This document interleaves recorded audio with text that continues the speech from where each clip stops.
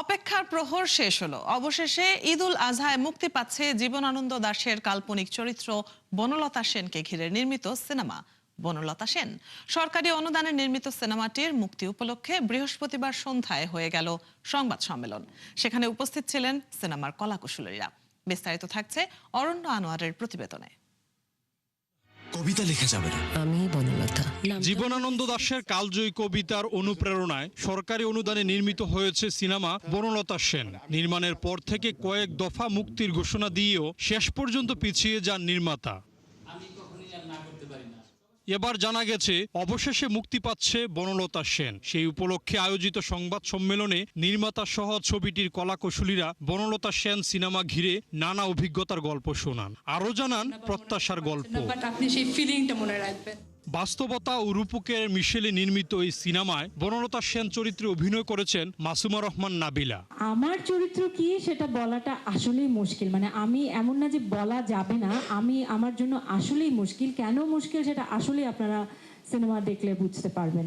বনলতা সেন সিনেমায় রূপালী পর্দায় জীবনানন্দ দাশের চরিত্রে দেখা যাবে অভিনেতা খায়রুল বাশারকে। খুবই সামান্য মানুষ, এটা আমার জন্য অনেক সৌভাগ্যের ছিল যে জীবনানন্দ দাশ চরিত্রটা আমি করছি। এটা আমার মনে হয় যে আমার যে সক্ষমতা, আমার যে যতটুকু আমি বুঝি বা যতটুকু আমি চেষ্টা করতে পারি তার চেয়ে অনেক বড় প্রাপ্তি।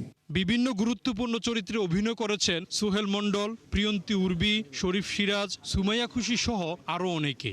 খুবই ভালো লাগছে যে এরকম একটা সিনেমার সাথে আমি যুক্ত হতে পেরেছি এবং একটা চরিত্র আমি পারফরমেন্স করেছি। সো সবকিছু মিলে আশা করছি যে আপনাদেরকে এন্টারটেইন করতে পারবো। বনলতা সেন কবিতাটাকে রক্তে মাংসে বাস্তব করার প্রসেসের সঙ্গে যুক্ত হতে পারছি, এইটা আমার জন্য বড় একটা অ্যাচিভমেন্ট। জীবনানন্দ দাশের কালজয়ী কবিতার অনুপ্রেরণায় সরকারি অনুদানে নির্মিত চলচ্চিত্রটি পরিচালনা করেছেন মাসুদ হাসান উজ্জ্বল। ঐতিহাসিক চরিত্র এবং কাল্পনিক চরিত্র দুটোর মিশ্রণ এখানে আছে। তো এটা ধৃষ্টতা হবে কিনা জানি না, আমার মনের অন্তরালে কাজ করেছে যে আগামী 100 বছরে যেন বনলতা সেন চলচ্চিত্রটা থাকে। এর মধ্যে প্রকাশ পেয়েছে সিনেমাটির পোস্টার ও টিজার। 54 সেকেন্ডের টিজারের সেই ঝলকে রহস্যময় আবহ তৈরি করেছেন নির্মাতা। সেই ধারাবাহিকতা ধরে রেখেছেন ট্রেইলারেও। কবিতা, স্মৃতি, নিঃসঙ্গতা ও কল্পনার মিশেলে নির্মাতা কিভাবে জীবনানন্দের জগৎকে পর্দায় তুলে ধরেন সেটি এখন দেখার অপেক্ষা।